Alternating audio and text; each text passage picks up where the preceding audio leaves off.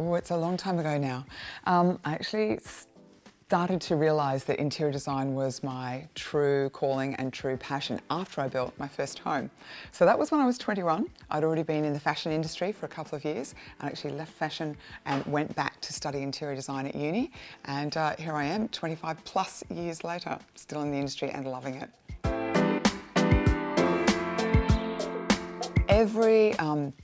Every opportunity and every challenge allows us as designers, and particularly me, to fulfill that brief for a client, to make that dream come true.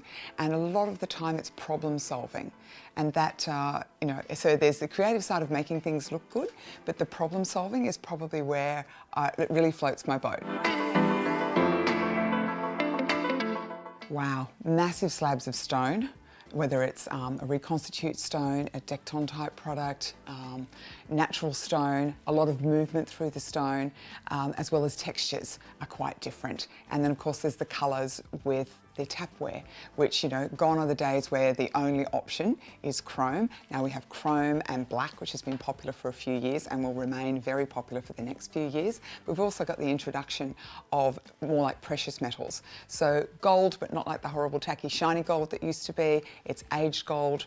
We've got bronze, we've got brass, we've got Florentine, all sorts of amazing things coming through in those areas. And the technology is always outstanding. Technology, whether it's in the products that we use or the actual appliances, in both.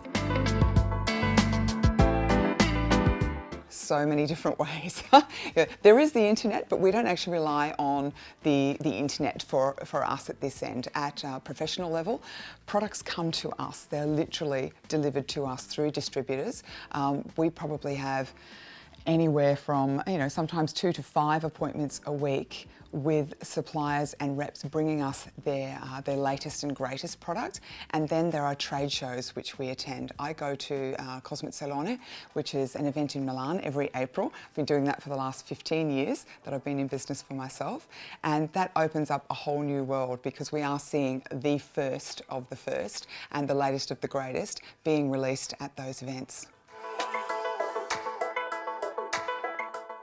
Yeah, it's interesting. What consumers are asking for versus what's on TV can be a little bit different. And the reality check of the type of clients that come to us for professional services are not the same clients that are trying to do the DIY.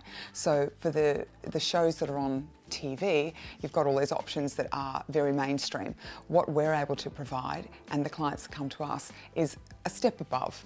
Above and beyond what is available to the mainstream market, because we are seeing products and design and technology before the rest of the mainstream world.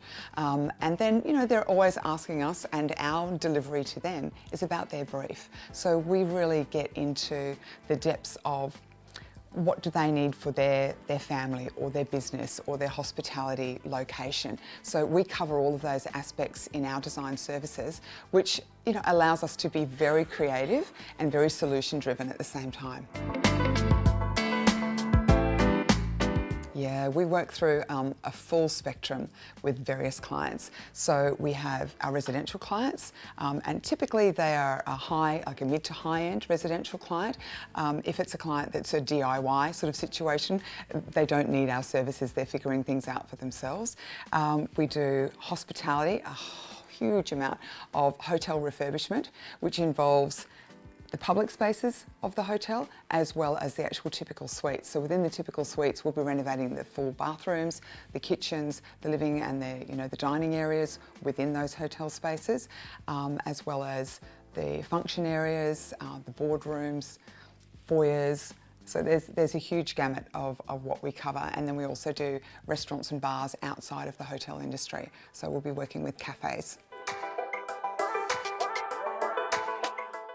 Indesign International started when I was living in Chamonix-Mont-Blanc in France. So I was there for a little while and established the business. And there's been a lot of years where there's been travelling back and forth to Europe. I still go to Milan every year, and Paris a lot of years for the trade shows that are a huge influence on the design and architectural industry. We do projects around the globe. I'd like to be doing more around the globe, but at the moment there's been a great concentration within Australia, New Zealand and Indonesia.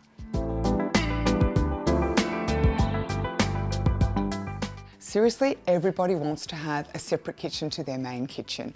The butler's pantry has become an essential item for family living or for entertainment, even if it's a bachelor pad.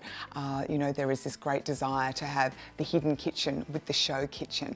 And that's been quite exciting for us because it allows an opportunity to be very showy in the front of house kitchen, and then the back of house kitchen is all about practicality. So it's been great for that.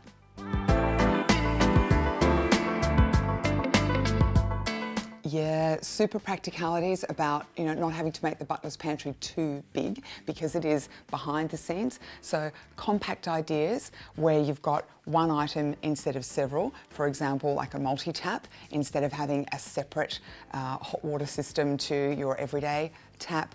The incinerator, which allows us to, you know, compact our rubbish disposal situations.